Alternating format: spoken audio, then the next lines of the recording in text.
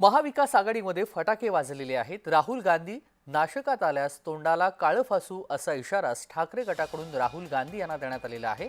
ठाकरे गटानं राहुल गांधी यांना धमकी दिली आहे। ठाकरे गटाचे उपमहानगर प्रमुख बाळा दराडे यांनी हे वक्तव्य केलेलं आहे। नाशिकमध्ये जर राहुल गांधी आले तर त्यांच्या तोंडाला आम्ही काळं फासू असा थेट इशारा राहुल गांधी यांना देण्यात आलेला आहे। त्यामुळे काँग्रेस आणि ठाकरे गटांमध्ये या वक्तव्यावरून मतभेद होण्याची शक्यता आहे। सावरकर यांच्याबद्दल केलेलं वक्तव्य खपून घेणार नाही असं ठाकरे गटाचं म्हणणं आहे। महाविकास आघाडी गेली खड्ड्यात, सावरकर आणि हिंदुत्व पहिले असं उपमहानगर प्रमुख बाळा दराडे यांनी आपली भूमिका मांडलेली आहे आणि थेट राहुल गांधी यांना इशारा दिलेला आहे। महाविकास आघाडीमध्ये मतभेद झाल्याचं आपण पाहतोय। राहुल गांधी यांनी स्वातंत्र्यवीर सावरकर यांच्याबाबत वक्तव्य केलं आणि याच वक्तव्याचे पडसाद सध्या पाहायला मिळत आहेत नाशिकमध्ये। नाशिकचे बाळा दराडे यांनी थेट राहुल गांधी यांना इशारा दिलेला आहे।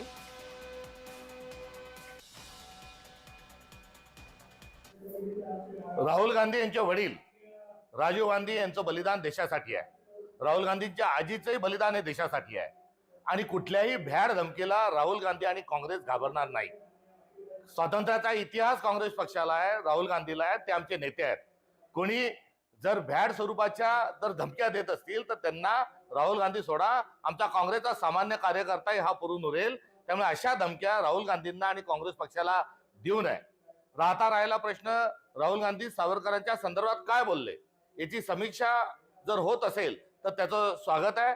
राहुल गांधींनी कधीही शेलक्या भाषेत अथवा अपशब्द हे सावरकरांबद्दल काढलेले नाहीत। राहुल गांधींनी जे बोलले ते इतिहासाचे दाखले आहेत आणि एकट्या राहुल गांधींनीच हे दाखले दिलेले नाहीत, तर अनेक इतिहासकारांनी देखील तशा स्वरूपाचे दाखले दिलेले आहेत।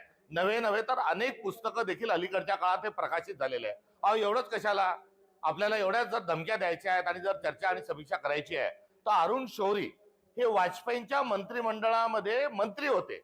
अरुण शौरी हे भाजपचे खासदार होते आणि अरुण शौरींनीच मोठं लट एक पुस्तक आता सध्या सावरकरांच्या बद्दल लिहिलेलं आहे आणि त्या पुस्तकामध्ये त्यांनी सर्व पुरावे जोडलेले आहेत आणि जे राहुल गांधी म्हटले तेच अरुण शौरी यांनी देखील तशा स्वरूपाचे आरोप नव्हे तर तशा स्वरूपाचा इतिहास हा जगापुढे मांडलेला आहे। त्यामुळे त्याची समीक्षा ही व्हावी। अशा ज्या धमक्या दिल्या जातात याचा आम्ही धिक्कार करतो, याचा आम्ही निषेध करतो आणि या धमक्या देणाऱ्यांना आम्ही पाहून घेऊ। नेतृत्व आमचं जे आहे ते